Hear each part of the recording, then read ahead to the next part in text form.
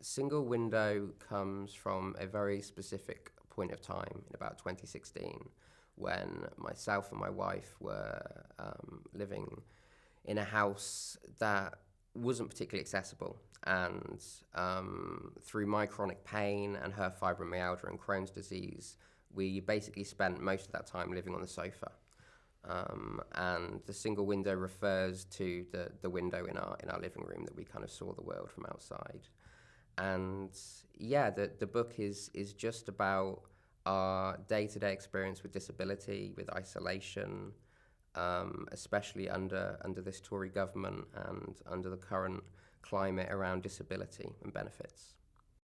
What I was really aware of was, as a disabled writer, there aren't many books out there that explore the day-to-day realities. Some of them very mundane, some of them very banal, but the day-to-day realities of isolation, stigmatization, all these things that a lot of people don't get a glimpse into through other art forms.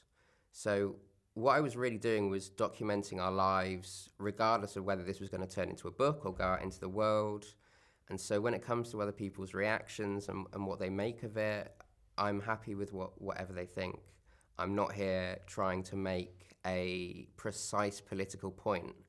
What I'm trying to do, I guess, is show you that this is one of very few books that explore disability in a day-to-day kind of point of view.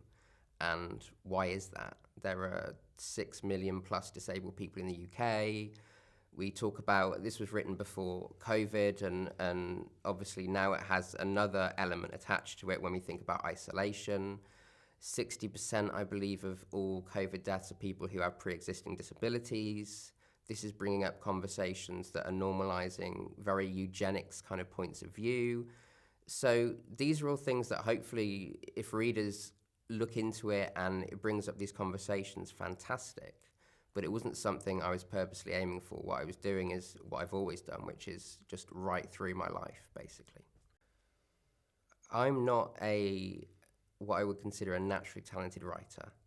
I don't, the whole myth around flashes of inspiration is a myth anyway, but I have friends who show me first drafts and I'm like, wow, how did you do that? I chip away at things. I have to chip away. So I write pretty much every day. I have a document for each draft I go through, and it takes years and years and years to chip until I find something that I think is worthy in some kind of way. When it comes to the content of the book, especially with this book, I only really wanted to write about experiences that myself and my wife had had. So you won't find anything in here that's from the point of view of something external to our existence.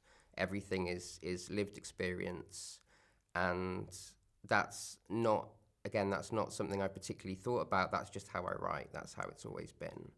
I'm interested in documenting my reality because that's the only thing I feel I'm worthy of documenting in some way. It's an incredibly important part of my life. I think I wouldn't know what to do if I didn't have writing. That's what it does for me. It gives me distance from my thoughts, from my experiences.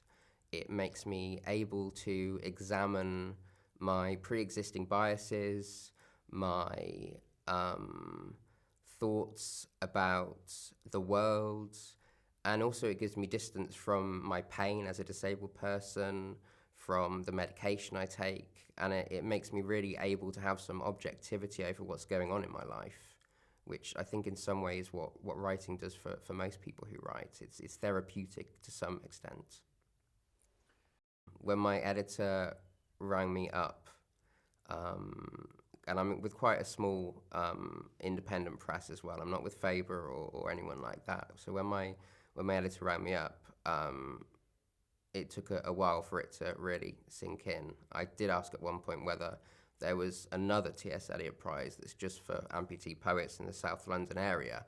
But no, she confirmed it is the T.S. Eliot Prize. So yeah, I still can't believe it, and I probably won't until 10 years from now when someone reminds me, and I'm like, oh yeah, that did really happen. But it's a real honor. I've never ever thought that anything like this would happen necessarily. And for it to happen, and for hopefully the press that I'm with, Nine Arches Press, to get some more traction, and for people to hopefully understand a bit more about disabled realities, that's fantastic.